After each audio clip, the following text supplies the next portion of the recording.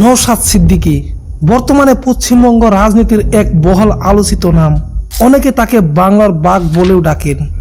সাহসী বক্তব্য ও সাধারণ মানুষের পাশে দাঁড়ানোর কারণে তিনি খুব অল্প সময়ের মধ্যে মানুষের নজর কেড়েছেন। সমাজের পিছিয়ে পড়া মানুষদের অধিকার নিয়ে তিনি সবসময় সরব থাকেন।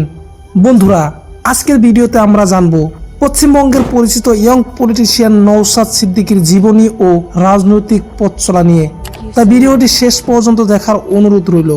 নওশাদ সিদ্দিকী 1993 সালের 2 মে পশ্চিমবঙ্গের হুগলি জেলার মিয়াজান পাড়ায় জন্মগ্রহণ করেন তিনি।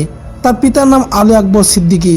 তিনি ফুরফুরা শরীফের ছোট হুজুর নামে পরিচিত বীর জুলফিকার আলীর পুত্র ছিলেন। সেই সূত্রে নওশাদ সিদ্দিকী ফুরফুরা শরীফের প্রতিষ্ঠাতা মোহাম্মদ আবু বকর সিদ্দিকীর চতুর্থ প্রজন্মের সদস্য। নওশাদ সিদ্দিকী 2015 সালে আলিয়া ইউনিভার্সিটি থেকে স্নাতকোত্তর ডিগ্রি সম্পূর্ণ করেন। আর তারপরেই তিনি রাজনীতিতে পা রাখেন। তার রাজনৈতিক জীবনের সূচনা হয় 2021 সালে। তার বড় ভাই আব্বাস সিদ্দিকী, যিনি ইন্ডিয়ান সেকুলার ফ্রন্ট বা আইএসএফ দলের প্রতিষ্ঠাতা। আইএসএফ দল গঠনের পর তাকে দলের চেয়ারম্যান পদে দায়িত্ব দেওয়া হয়। আর সেই একই বছরে নওশাদ সিদ্দিকী বাঙর বিধানসভা কেন্দ্র থেকে নির্বাচনে অংশগ্রহণ করে এবং জয়লাভ করেন। সেই নির্বাচনে সংযুক্ত মোর্চার একমাত্র জয়ী প্রার্থী ছিলেন তিনি। নওশাদ সিদ্দিকী সবসময় দাবি করেন তিনি সাধারণ মানুষের পাশে থাকতে চান এবং মানুষের দুঃখ কষ্ট দূর করার জন্য কাজ করে যেতে চান। তিনি বলেন, যত বাধাই আসুক না কেন, আমি সাধারণ মানুষের পাশে সবসময় আছি এবং থাকব।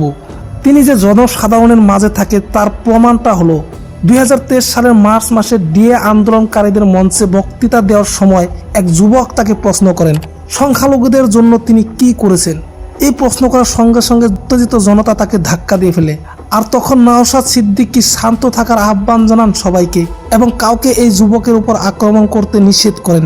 এই ঘটনায় তার শান্ত স্বভাব নিয়ে অনেক আলোচনা হয়। বর্তমান তার রাজনৈতিক অবস্থান আরও শক্তিশালী হয়েছে। 2026 সালের পশ্চিমবঙ্গ বিধানসভা নির্বাচনে ভাঙর কেন্দ্র থেকে তিনি দ্বিতীয়বারের জন্য জয়ী হয়েছেন। ভাঙর এলাকায় তার জনপ্রিয়তা অসীম।